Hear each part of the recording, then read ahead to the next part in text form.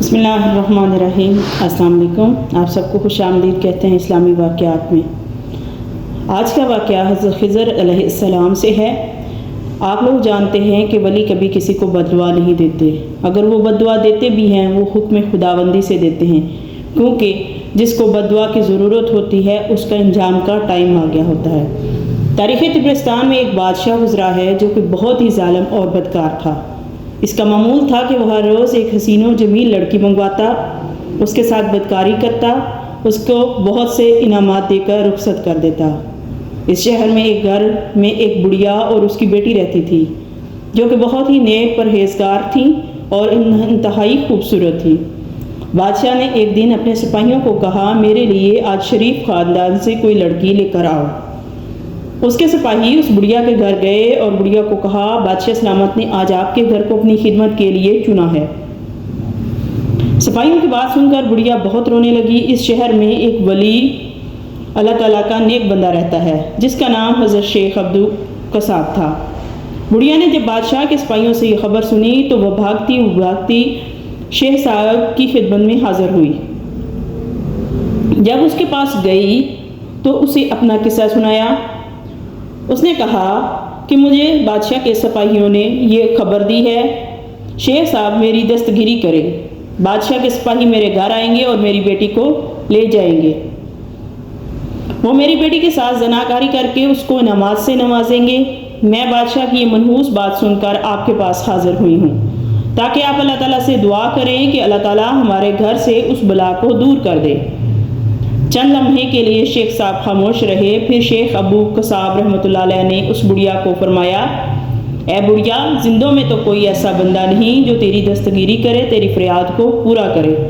تو فلاں قبرستان میں چلی جا، تجھ کو وہاں فلاں حلیے کا ایک شخص ملے گا جو تیرے لیے اللہ تعالیٰ سے دعا کرے گا، اس کی دعا کے صدقے اللہ تعالیٰ تیری مصیبت کو ٹال دے گا۔ بڑھیا شیخ صاحب کے کہنے پر اس قبرستان میں چلی گئی۔ وہاں بڑھیا کو ایک بہت ہی خوبصورت چہرے والا نوجوان ملا جسے کے جسم اور لباس سے بہت پیاری خوشبو آ رہی تھی۔ بڑھیا نے اس نوجوان کو سلام کیا تو نوجوان نے بی بی کا سلام کا جواب دیا اور بڑھیا سے قبرستان آنے کا سبب پوچھا۔ بڑھیا نے اس کو سارا قصہ سنا دیا۔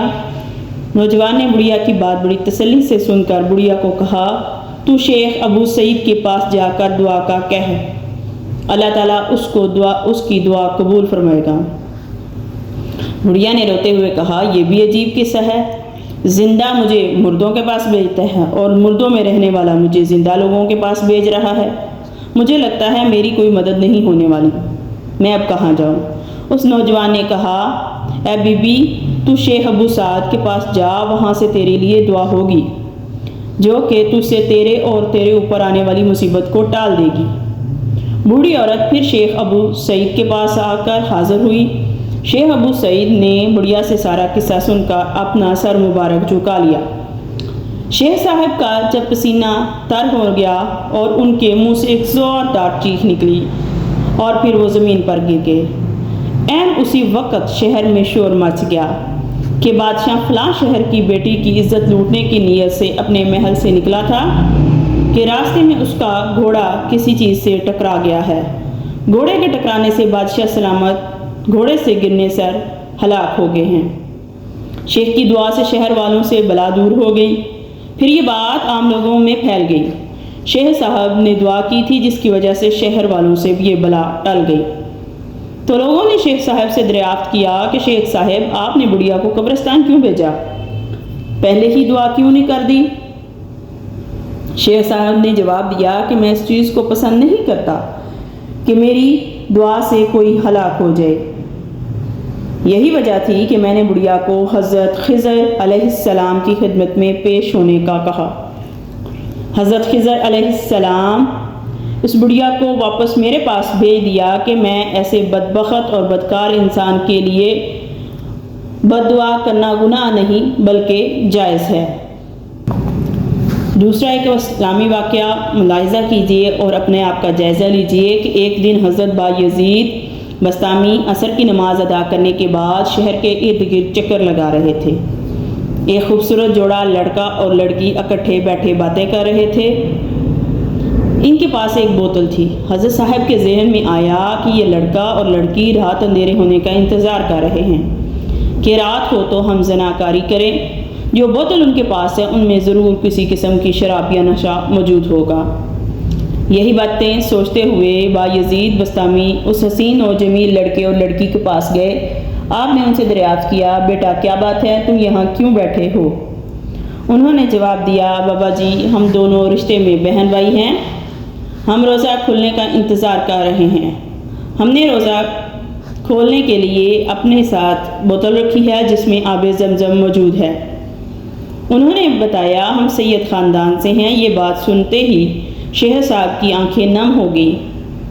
آپ رحمۃ اللہ علیہ ان کے اپنے گھر لے گئے، ان کی خوب خدمت کی۔ آپ فرماتے ہیں کسی سے نفرت کرنے کی وجہ سے ہم بدگمانی کر سکتے ہیں، ہم یہ نہیں کرتے کہ ہم اسے دریافت ہی کر لیں کہ آپ اس کام کو کیوں سر انجام دے رہے ہیں۔ ہم کیا کرتے ہیں، بس ان لوگوں سے نفرت کرنا شروع کر دیتے ہیں۔ ہم کو چاہیے کہ ہم ایک بار خود ان سے پوچھ لیں تاکہ ہم کو تسلی ہو جائے، بجائے ہم غلط فہمی کا شکار ہو کر نہ صرف اپنے آپ کو بے چین کرے بلکہ بدگمانی کے گناہ میں شامل ہو جائے۔ تیسرا واقعہ ملاحظہ کیجئے کہ کسی علاقے میں ایک شخص رہتا تھا، وہ 3 بھائی تھے۔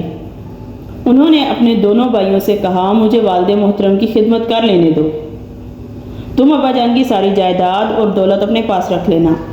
چنانچہ دونوں بھائی اس بات کو ماننے پر راضی ہو گئے اور ساری جائیداد لے کر ایک سائڈ پہ ہو گئے، اور تیسرا اپنے والدین کی خدمت کرنے میں ہو گیا۔ ایک دن باپ کی خدمت کرنے والا شخص سویا ہوا تھا۔ اس نے خواب میں دیکھا کہ اس کو غیب سے آواز آئی ہے، فلاں جگہ پر اشرفیاں پڑی ہیں، وہاں سے ایک اشرفی لے آ۔ اس جوان نے جواب دیا، اس اشرفی میں میرے لیے برکت ہوگی؟ تو اس کو آواز آئی، نہیں، اس اشرفی میں برکت نہیں ہوگی۔ تو وہ شخص بے فکر ہو کر پھر سے سو گیا۔ دوسری رات اس کو یہی دوبارہ خواب آیا کہ 10 اشرفیاں لے لو۔ اس نوجوان نے غیب کی آواز کے جواب میں کہا، کیا میرے لیے اس میں خیر و برکت ہے؟ تو اس کا جواب آیا، نہیں، اس میں تمہارے لیے خیر و برکت نہیں۔ پھر سے اس نے خواب دیکھا اور پھر سے اس نے انکار کر دیا۔ چوتھی جگہ جب خواب آیا کہ فلاں جگہ ایک اشرفی پڑی ہے، اس میں تیرے لیے خیر و برکت ہے۔ صبح ہوتے ہی وہ شخص اپنے کام نپٹا کر اس اشرفی کے بتائے گئے مقام پر پہنچ گیا۔ اس نے وہ اشرفی اٹھائی اور اس کی بازار سے جا کے مچھلی خریدی۔ جب اس نے مچھلی کو ذبح کیا تو مچھلی کی پیٹ سے 2 قیمتی ہیرے ملے۔ ہیرے اس شخص نے 60,000 میں کسی کے ہاتھ فروخت کیے۔ پھر اس نوجوان نے خواب دیکھا کہ کہنے والے نے کہا، تو نے دنیا میں اپنے ماں باپ کی خوب خدمت کی ہے اور یہ خدمت صاف نیت اور خلوص سے دل سے سر انجام دی ہے۔ تو نے دنیا کے مال و دولت کا لالچ نہیں کیا، یہ صلہ تجھ کو دنیا میں ہی دیا گیا ہے۔ تجھ کو اللہ تعالیٰ روز قیامت جنت میں بھی اعلیٰ مقام عطا فرمائے گا، اس لیے تمہاری دنیا اور آخرت سنوار دی گئی ہے۔ اگر اسلامی واقعات پسند آئے ہوں تو چینل کو ضرور سبسکرائب کیجیے گا، اپنی قیمتی رائے سے آگاہ کیجیے گا۔